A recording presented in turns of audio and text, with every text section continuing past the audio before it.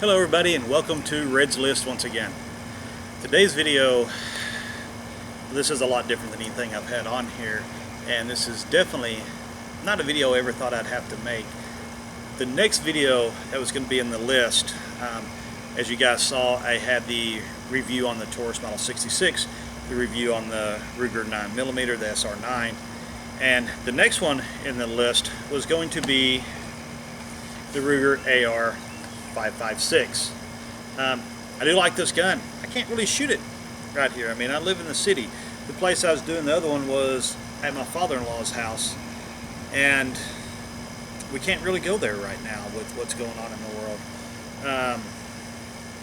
And you know, I was looking forward to doing this review, but I mean, you know, life gets in the way, and this virus that is hitting us right now it's a very serious thing. And this is not a video I ever thought I'd have to make, but I mean, who ever thought that this would go on, especially here. You know, I live in the United States, if anybody's watching from outside the United States, but I never thought this kind of thing would happen here. I mean, we were finally getting to a point, and I'm not exactly a spring chicken, so I'm kind of a late bloomer with this, but we was getting to a point that we were getting ahead of everything. We were starting to look at paying the vehicles off early and then buying a 47-acre tract of land that we saw for sale about 90 miles east of my location. And that was going to be a great place for us to go spend the night or so, camp out there, until eventually we could actually have a cabin or something built and use it for our vacation spot, and then eventually build a home on it and use it as our retirement spot. But maybe eventually we'll still be able to get around to do that. But to me, buying something like that that's out in the middle, you know, out away from everything, kind of out in the middle of nowhere, where I can go out there and do all the reviews I want. I can shoot what I want, when I want, how I want to shoot it. Nobody out there cares. That was kind of a big purpose of it for me, was, hey, I really want to have some land. It's a very loud bird. But I also want to be able to do the videos I want to do, and I haven't been able to do that because I haven't had a place to do it. Now that my father-in-law said I can come out there, that enabled me to do, you know, the last two, and then we were going to do this one. Right now, it wouldn't be safe for us to even go there with him. I mean, he's 70-something years old. We are both working what they call the essential jobs, where we're both exposed to people. But right now, with this going on, my company that I work for has limited our hours, basically cut our hours in half, to limited our exposure, and of course to limited their expense, because right now we're not doing enough to draw the income in that we were when I was doing 50 hours a week. So losing all the overtime pay and not even getting 40 hours, all the money that we were building up is pretty much going to be, hopefully it won't be gone, but it's going to be dramatically reduced.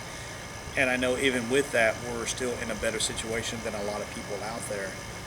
There's a lot of people that were living paycheck to paycheck. I mean, absolute, not hardly having any money in the bank. And now they're not getting a paycheck. They don't work at a job that they're able to keep open and still go to work. Or the people who have become sick, or have family members that have become sick, and now they're having to take care of them, or they can't even be close to them because of that. So there's a lot of people out there in very bad situations, a lot worse than what I'm in. And you know, we pray for you guys. We hope things turn out for the better. I don't know how much worse this is going to get before it starts getting better. I mean, look at these videos. I want to show you this. My wife took these videos at a grocery store, and again, this is something I never thought I'd see in the U.S. I mean, look at this. This is our toilet paper towel aisle. It is completely empty. Wow. So this is the baby aisle. All baby wipes are gone.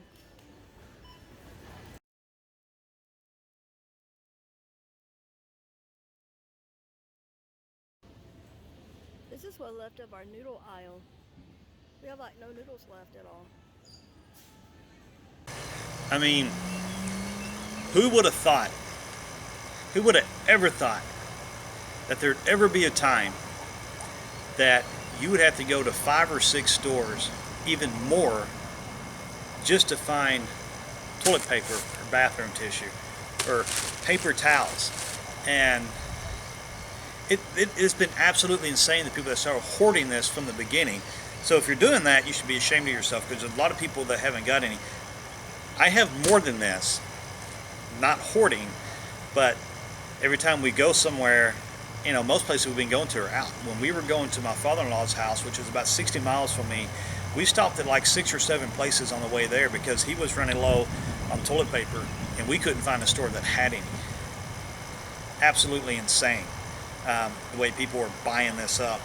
I mean, who would have ever thought that there would come a time that you couldn't find noodles, paper towels, paper plates, bathroom tissue, beef, chicken, fish, anything. I went to a grocery store down the street from my house. The only meat I found there, I mean, like lunch meat, was gone.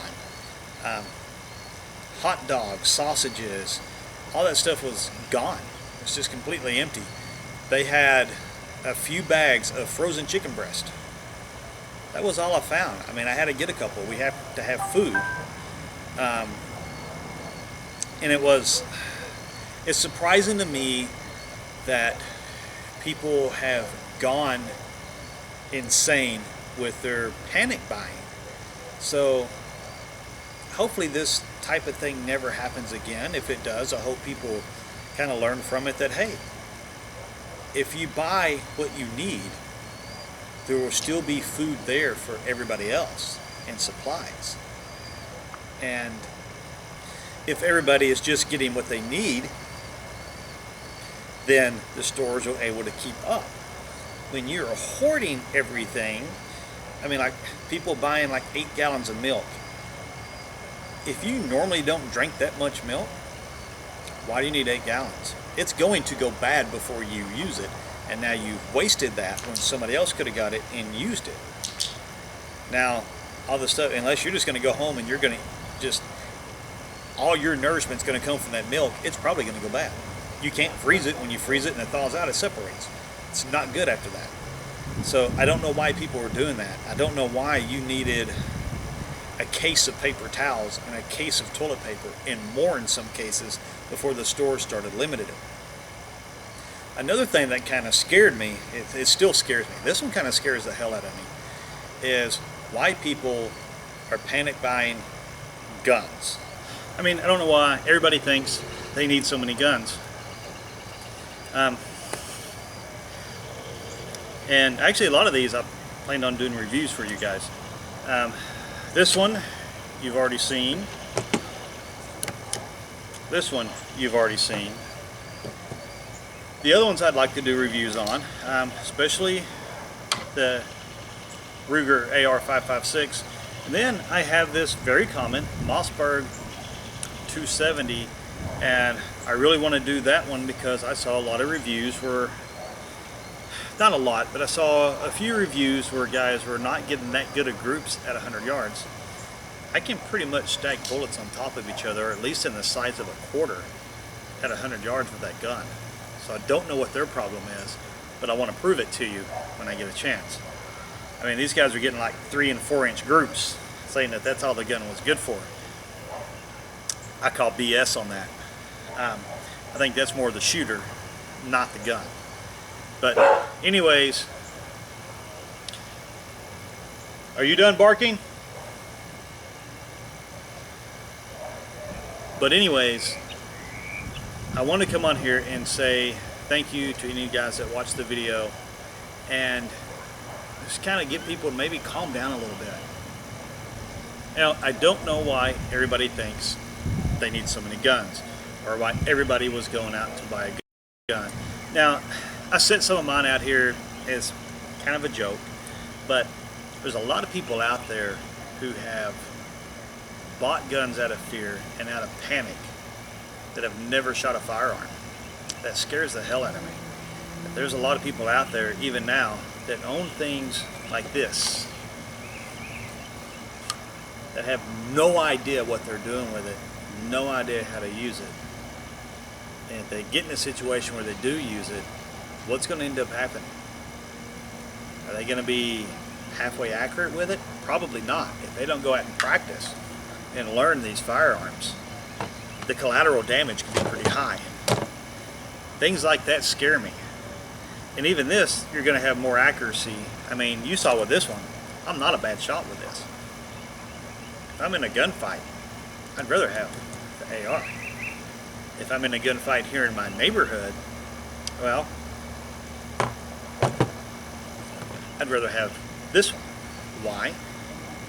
Because of the rounds I have in it are not going to overpenetrate, go through somebody else's wall, and kill their kids or kill them.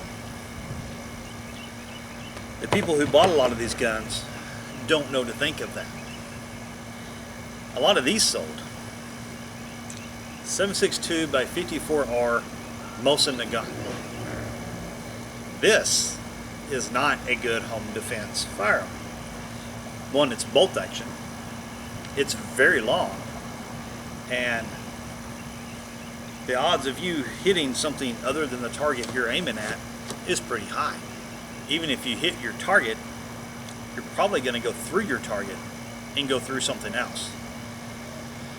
The shotgun, well, that kind of depends. What do you got in it? If you're using double-aught buck, well, double-aught buck will go through a couple of layers of walls. I mean, it will. If you got birdshot in it, well, no, you're not going to have a whole lot of penetration.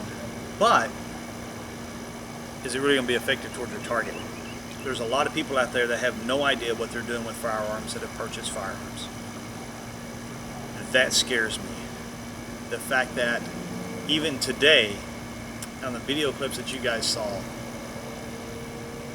I still can't go in there and know that I'm going to be able to find meat or paper towels or toilet paper or noodles. Store down the street, now they got some meat in there today. It's probably gone now if they had some in there today. But they still had no spaghetti or lasagna noodles or any kind of pasta. It was gone. Rice was gone. Spaghetti sauce was gone. People are panic buying stuff that they can keep for a long time, and I get that. But are you really isolating yourself long enough to use that before you have to get back out? I highly doubt that. And this whole thing is, I guess it brought out the worst in a lot of people, and I think the worst is still to come. I hope I'm wrong. I think it's going to bring out the best in some people too. And hopefully more people will bring the best out of. But this whole thing it's a very scary situation for me, for everybody, I think. I don't think anybody, if anybody is looking at this situation and they're not the least bit concerned, then they're probably delusional. I mean, something's got to be wrong with you. There's a lot of things going on right now, and I know there's a lot of theories that the regular flu that we see every year kills more people than this and that. From the stats I've looked up, yes, so far the regular flu does kill more people than what this one has. This thing hasn't run its course yet, so we don't know how many people it's going to take. That's the scary part. And I don't know how much of what you hear on the media is real or how much of it is inflated to get the response that they're looking for. And yes, I will be one to tell you that the media is going to say things that will scare you and that will panic people before they're going to give you good news. You can look at any media outfit and you're going to see that. And I don't really know if that's just my opinion, and I'm not saying what they're saying isn't real. I think sometimes it's exaggerated to elicit the response that they're wanting to get for their ratings. After all, that's what they're in business for. At the same time, I would love to hear some kind of positivity coming out of this. You know, what are these statistics of people who are getting this virus and that are getting over the virus and are fine? What are those statistics? that we haven't heard. We just keep hearing about how many people have it and how many people have died. And how many tests have not been done because we don't have enough tests to test everybody. And that kind of scares me too, because I don't think the number of new cases is growing as much as they say they are. It's just these people haven't been tested yet. It's not like a week ago they were negative. It's just that a week ago they wasn't tested. And I think that's what a lot of that is. But I still think a lot of people are panicking a lot more than they should. I'm not saying you shouldn't be concerned. You should absolutely be concerned. You should absolutely try to distance yourself from other people, especially if somebody appears to be ill. The scary thing about this thing is it can be transmitted before you ever have symptoms that you have it. That is scary. I know I'm talking with my hands a lot. I'm sorry. I just tend to do that. I'm still going to do it. But hopefully things can return to normal somewhat soon. For the economy, it kind of has to. For a lot of you guys, well-bearing, it kind of has to. We've got to find a way to get back on track and get things going, or things are just going to fall apart, and in some places they already are. And I never thought I would see this, and I know I keep saying this, in this country, or in some of the other countries that are experiencing this as well. It's not like we're the only country out there. You got a whole world out there that is suffering from this. And I mean, it's like the only countries I haven't heard of that are really being hard hit by this are countries that are not really developed anyways. So there's really nobody traveling in and out of there. Your developed countries are all suffering because we all travel so much that we all see other people, and then those people see other people, and so on and so on, and the chain reaction continues. But I hope all you guys out there are safe. I'm going to quit rambling. I just wanted to make this video for one, to kind of be a little lighthearted about it with this. If I didn't think the table would collapse, I would have piled everything up. But I didn't go buy any new ones. This was the last one I bought. And that was still way before all this stuff hit. And had I known this was coming, I wouldn't have bought that. I would have saved the money. Everything else I've had for a while. The AR-556 I've had for a while. I haven't had a lot of chances to go out and actually play with it because I've been working so many hours at my job. Well, now we're not working that many hours. And now that we're not working that many hours, I'm kind of stuck and can't really go do anything. So here in the future, other than doing the gun review videos that I was going to do, I may put up some fishing videos if I can get out on the lake. I don't know if they're going to close the boat ramps down where I can't go out there. Hopefully not. So that may be coming. We'll probably do some fishing videos for you guys. At least maybe we can get out and do something with the outdoors. I want to get this channel going again. It kind of sat idle. And to kind of give you a little story on that, what happened is I started this channel and I was kind of doing things with pellet guns and BB guns, kind of a blog, and it wasn't going anywhere. So I was like, screw it. I really want to do an outdoor channel. So we're going to do an outdoor channel. So we changed it to that. And then I took over a store from my company. That made me go from 45 hours a week to about 60 to 70 hours a week, working 6 days a week, sometimes 7 days a week, because I was trying to get that store moving in the right direction, and that completely eliminated my ability to do any videos for you guys. That's why there's such a huge gap in between videos. But we're going to try to get this thing going again. I hope you guys are doing well. Please stop panic buying. Stop panicking and buying guns. If you did go buy a gun out of fear and you're a new gun owner, please take the time to learn the gun when you can. Take some classes to learn how to use your guns. I've grown up around guns. I've been around them all my life. I have a little bit of a background with them. If you don't, and you don't really know what you're doing, I mean, I've taken the hunter's education class and all that. If you've had no experience with firearms, please, for the love of God and for the safety of everybody around you, go take some kind of class with your firearm and learn to use it proficiently. And then after all this painting stuff is over, if you don't want it, go sell it back. You're not going to get your money back on it, but you'll get some of it back.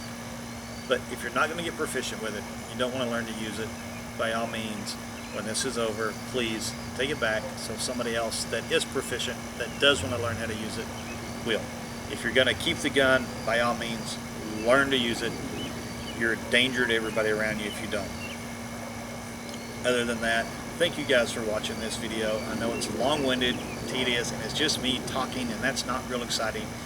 But this virus kind of scares the hell out of me.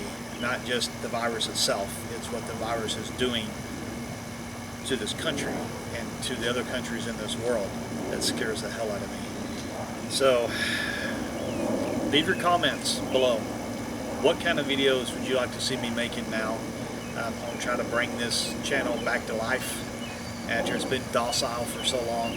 I mean, it's just been sitting idle. I haven't done anything with it, and you know, for any of you guys that have watched the other ones, I'm sorry, but I'm going to try to revive this channel a little bit. I have another channel that's starting to take off a little bit, and it's not really one I enjoy doing a whole lot, but it's starting to take off. So maybe if that one starts getting enough money where I can actually cut my own hours down, and then I can help get this one up, and hopefully if both channels start doing good, I can do YouTube full time. Then I could really make some good content for you guys, because I would have time to put into the production. But other than that, thank you guys for watching the video. Hopefully everything will be fine with you guys. Hopefully we all make it through this okay. I'm not going to say we're all going to make it through it great. I don't think anybody's going to make it through it great. But I hope majority of us survive this. If you're watching this, give me a thumbs up. Bless you guys, every one of you, and we'll see you later.